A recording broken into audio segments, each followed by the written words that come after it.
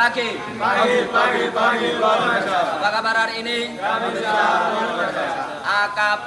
Profesional Politeknik. Baik, di sini kami dari kelompok 3 ingin menjelaskan unit-unit yang ada pada workshop AKB. Di sini nama saya Nisatamai Ramdan Fadilah. Nama saya Muhammad Syafaki. Nama saya Muhammad Dimas Rasis. Nama saya Naim Sikandar Ramdhani. Nama saya Raka Maleca Ramadhanjo. Baik, di sini saya akan menjelaskan sistem hidrolik dan teman-teman saya nanti ke sistem hidrolik bulldozer D31B strip 20. Dan di sini untuk D itu mengartikan dozer, dan 31 itu size-nya. Terus P sendiri itu low ground pressure, dan untuk strip 20 nya itu generasi ke-20. Dan pertama di sini saya akan menjelaskan untuk hydraulic tank. Tepatnya ada di sini, yang ini itu fungsinya untuk menyimpan oli hidrolik, dan di dalam sini itu juga ada oil filter yang berfungsi untuk menyaring oli tersebut dari kotoran-kotoran. Dan di luar sini ini ada segek yang berfungsi untuk melihat tekanan atau level oli. Dan yang di dalam sini tadi, untuk ini namanya tank breaker relief valve, yaitu berfungsi untuk mengatur tekanan oli hidrolik. Dan selanjutnya di bagian dalam sini juga terdapat triangle spool control valve, dan ada 3 komponen. Untuk yang pertama, di bagian depan sendiri ini ada yang namanya leaf spool, yang bagian tengah ada yang namanya tilt spool, dan yang bagian belakang ada yang namanya angel spool. Untuk ketiga komponen tersebut memiliki fungsi yang berbeda.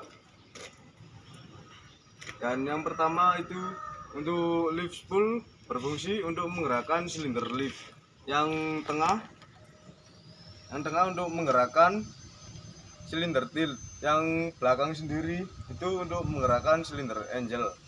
Dan di bagian dalam sini juga ada komponen lagi yang bernama pour pump. Yang ini, pour pump sendiri berfungsi untuk mengatur tekanan cairan fluida. Dan di sini ada komponen yang bernama pour tank, itu untuk mengatur aliran fluida ke beberapa komponen. Sebelumnya untuk yang triangle control valve itu digerakkan oleh blade breaker relief valve. Untuk selanjutnya yaitu ada komponennya bernama angel selector valve. Tempatnya ada di bawah sini.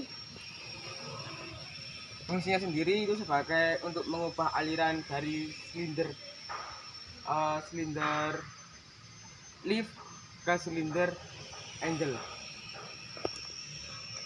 Untuk selanjutnya saya di sini menjelaskan tentang part ada 3, angel, tilt, dan leaf. Dan di sini ada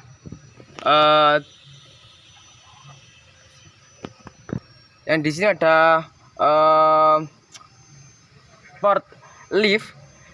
Lah di sini itu menuju ke head, yang artinya ke silinder head yang bagian leaf. Kalau cairan itu disalurkan ke sini, silinder akan memendek. Dan di sini ada sebaliknya. Di sinilah ini juga part milik bottom leaf. Jika cairan ada dorong ke sini, maka akan disalurkan ke bottom. Dan di sini ada angel yang bagian belakang ini. ini milik head. Jadi kalau aliran desain ke sini, silinder angel akan memendek. Dan di sini ada bottom. Jadi kalau aliran desain ke sini, dia akan memanjang melewati bottom. Dan di tengah sini ada tilt. Jadi kalau yang atas sini tuh head, di bawah sini ada bottom. Untuk selanjutnya ada sambungan dari semua part-part di sini. Di sini ada yang part ketinggalan, yaitu ada part yang bernama spool return spring. Fungsinya sendiri untuk mengembalikan aliran ke tangki dari spool untuk menjadi netral atau whole. Jadi dari kesimpulan untuk spool tadi, kalau kayak tilt, angel, dan leaf itu semua kalau masuk ke bottom itu artinya silinder akan memanjang. Jadi kalau ke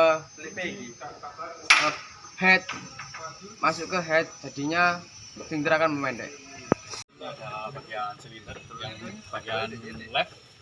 Di sini ada hose, yaitu yang di sini untuk mengalurkan cairan hidrolik ke bagian bottom, dan yang ini untuk mengalurkan bagian head untuk menggerakkan silinder tersebut agar bisa bergerak.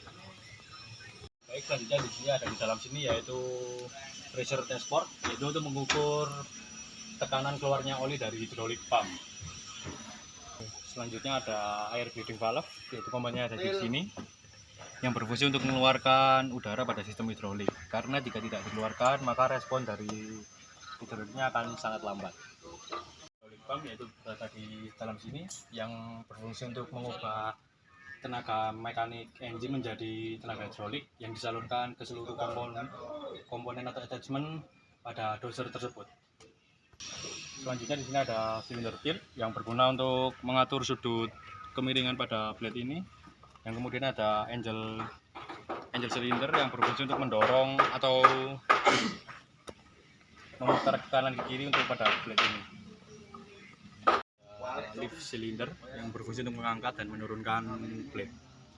Selanjutnya di sini ada kontrol blade yang berfungsi untuk menggerakkan blade menurun atau mengangkat atau menurun ke kiri, sudut kiri atau kanan.